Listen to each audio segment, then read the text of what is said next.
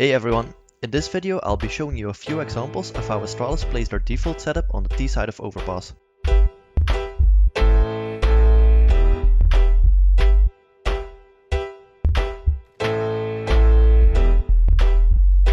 So first, what do we mean by a default? A default setup is generally speaking a way to position your team members in such a way that you can have the most control across the entire map. This is different to the executes and rushes, since these are mainly focused on putting a lot of forces towards a certain choke point. With this default setup, the team's goal will be to slowly gain more terrain on the map and this way get closer towards a bomb site. Another reason for using a default setup is to prevent any aggressive pushes from the CTs to be unnoticed. An example of something that could happen when you don't use a default setup is shown in Astralis' match against Team Liquid. It's round 19 and Astralis sent Magisk towards connector while the other 4 make their way towards tracks and sewers, in preparation of an early B execute. This however leaves open the playground and fountain area. Stewie capitalizes on this situation by flanking all the way through T-spawn and ends up behind Astralis.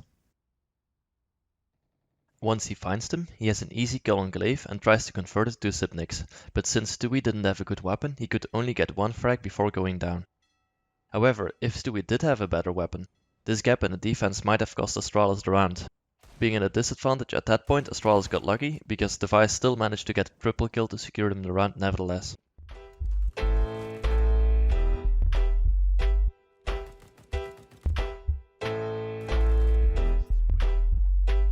So to prevent these scenarios from happening, Astralis will in most of the rounds run a default setup where all of the choke points are covered.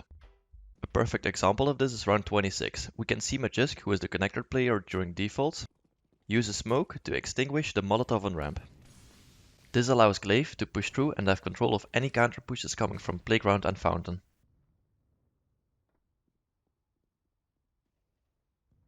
After throwing the smoke, Magisk goes down the ladder to connector. Meanwhile, on the other side of the map, Dupree has obtained sewers control, allowing Magisk to get closer into connector without worrying for the door opening from short. Once they have control of both the connector and B short, they decide to rotate Glaive back and use all their players for a B execute. So by running this default, they achieved control of B short while also making sure that there was no counter push for information by the CTs on the other parts of the map. This way, when they decide to group up and quickly execute on B, they don't have to worry about any fast flanks coming in. Since this video will focus on getting control early in the round due to the default setup, we will not discuss the B execute itself. Let's rather have a look at the next round, where they start off with another approach to the default control.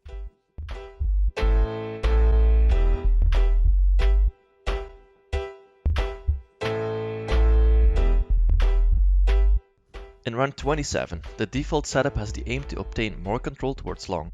This is done by Magisk, Dupree and Device, who are grouped up and push through playground. Meanwhile, Glaive is holding the fountain area, and Zipnix throws his usual nades towards the B side. This long push meets resistance in Nev, who is holding from Graffiti. Once the call comes in that someone is inside Graffiti, Glaive starts holding the only other exit that Nev can escape from. Even though Nev is completely pinned down by Astralis, he still manages to take down both Magisk and Dupree. Now Glaive decides to get closer to toilets and start spamming some shots. This baits Nev to look into his direction, which sets up Device for an easy frag. This is a perfect example where Glaive shows his knowledge and experience as a great team player. Instead of just rushing in himself, as some other players would have done, he plays the situation intelligently and sets his teammates up for success. Unfortunately for Astralis, they lose this round due to their numbers disadvantage.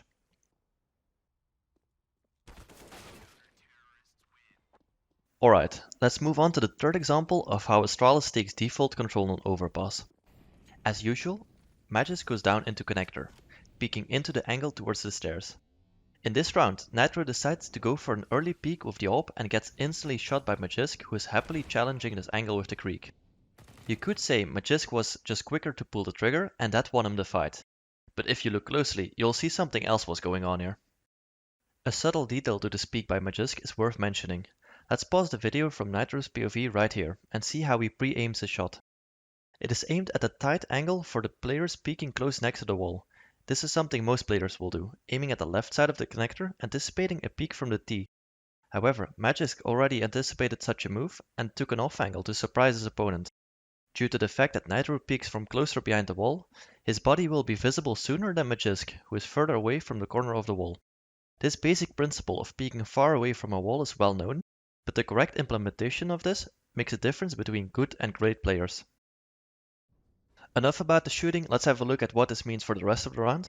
Team Liquid is now in an awkward disadvantage where they have only one A player left, while the other 3 are on B. Should they play with 2 people towards A now, because as far as Team Liquid is aware, Astralis could come up connector and have a quick push towards A? Or should they stay 3 on B and hope that Astralis doesn't go A now? However, there seems to be a trend developing for Astralis, and maybe Team Liquid was aware of it. In the rounds that Astralis manages to get both connector and sewers or short B control, they always seem to rotate their A player back and do a full B execute. And this is exactly what ends up happening. You could say that keeping 3 players on B for Team Liquid was a good call here. However, it still doesn't pay off for them, since they got completely overrun by Astralis anyway.